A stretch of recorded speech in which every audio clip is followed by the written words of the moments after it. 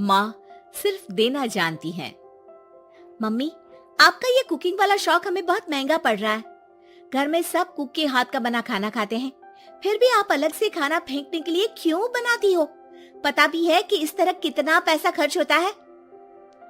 अरे पर बहू, मैं तो सब रोहित के पसंद का खाना बनाती हूँ। मम्मी, वो सब मुझे बचपन में पसंद था। अब इतना तेल खिलाकर बीमार करोगी क्या? वैसे भी मैं पूरा समय कभी क्लाइंट तो कभी बॉस के साथ मीटिंग में रहता हूँ, इसलिए आप अपनी बर्बादी को मेरा नाम तो मत ही दीजिएगा। ये है पिंकी की सास निर्मला, जिन्हें सबको अपने हाथ का खाना खिलाना बहुत अच्छा लगता है, लेकिन राहुल और पिंकी को ये पसंद नहीं है। इसी के चलते वो निर्मला को खाना बनाने के लिए 10 बातें सुनाकर वहाँ से चले जाते हैं। मेरे मन में तो सिर्फ अपने बच्चों के लिए प्यार है, पर शायद अब उन्हें मेरी जरूरत नहीं है। मुझे गांव वापस चले जाना चाहिए। जहाँ एक तरफ निर्मला दोबारा गांव जाने के बारे में सोच रही होती है, वहीं उसका पोता परम अपनी दादी के शौक को प्रोफेशन में बदलने का आइडिया सोच रहा होता है। अगली सुबह निर्मला गांव वापस जाने के लिए कपड़े पैक कर ही रही होती है कि परम फोन लेकर दादी के पास पहुंचता है। दादी, आप कहीं नहीं जाओगी? अरे नहीं बेटा, मेरा गांव चले जाना ही ठीक रहेगा। इससे तुम्हारे मम्मी पापा की सारी दिक्कतें भी खत्म हो जाएगी। दादी, वो तो ना आपके आने से पहले कम थी और ना ही आपके जाने से खत्म होगी। उन्हें हमेशा पैसों की टेंशन में ही रहना है। मेरे पास आपको यहाँ रोकने का आइडिया है। आइडिया?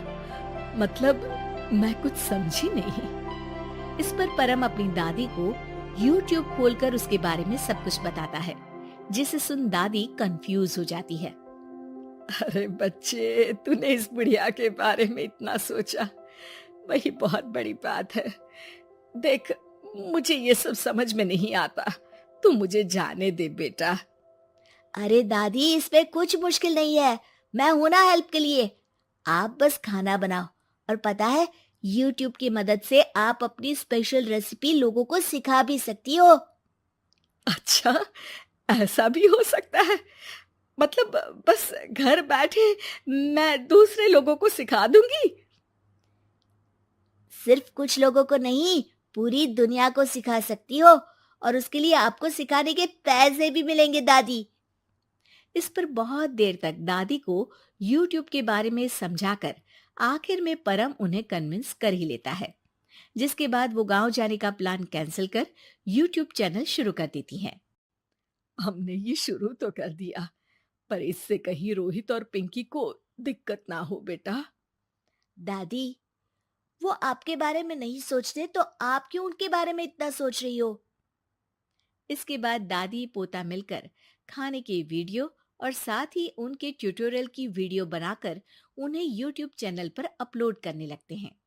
सब खुशी से चल रहा होता है कि कुछ हफ्तों में ही पिंकी को इसकी खबर हो जाती है। हमारी पीठ पीछे घर में ये सब क्या चल रहा है? अरे मम्मी, आपको तो अपना टाइम पास करना है, पर उसमें मेरे बेटे का फ्यूचर क्यों खराब कर रही हो? पढ़ाई के टाइम आपके साथ किचन में लगा रहेगा तो फेल ही हो जाएगा ना। वैसे इस YouTube वाले के शौक के लिए आप जो फैंसी डिशेस बना रही हो, उसके पैसे कहाँ से आ रहे हैं?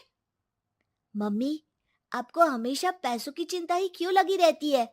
और रही बात मेरी पढ़ाई की, तो आपसे ज्यादा दादी को उसकी चिंता है। इसीलिए मेरी पढ़ाई के बाद ही वो ये काम करती है। परम, अपनी मम्मी से बात करने का ये कौन सा तरीका है? और मम्मी ने पैसों के बारे में कुछ गलत तो नहीं पूछा?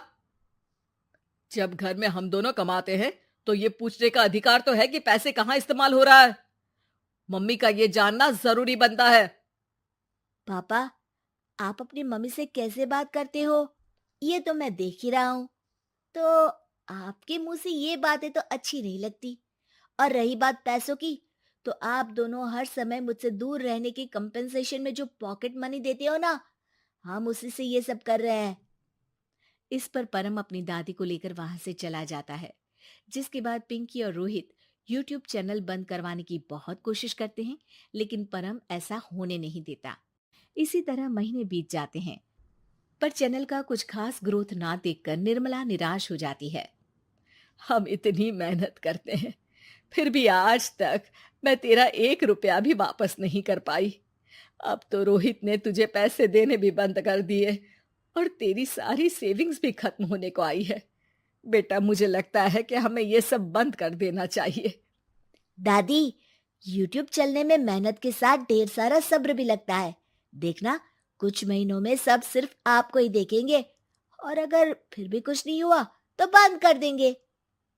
परम की बात से दादी मान जाती हैं और वो अपना काम जारी रखते हैं। अगले ही महीने पूरी दुनिया में लॉकडाउन लग जाता है, जिसमें सब घर में तो बंद हो जाते हैं, लेकिन साथ ही पिंकी की जॉब चली जाती है और रोहित के ऑफिस में भी ज्यादा अच्छे हाल नहीं होते। लेकिन वहीं लॉकडाउन के असर में निर्मला के सब्सक्राइबर्स और व्यूज बढ़ने लगते हैं। देखा दादी, मैंने कहा था ना, एक दिन सब आपको ही देखेंगे। अब तो आप बस रोज एक वीडियो अपलोड करो और जादू देखो। इसी के साथ लॉकडाउन के कुछ ही महीनों में निर्मला खाने वाली दादी के नाम से सारे सोशल मीडिया पर फेमस हो जाती है, जिस वजह से अब उन्हें यूट्यूब के पैसों के साथ पेड एडवर्टीजमेंट और पेड प्रमोशन भी मिलने लगते हैं।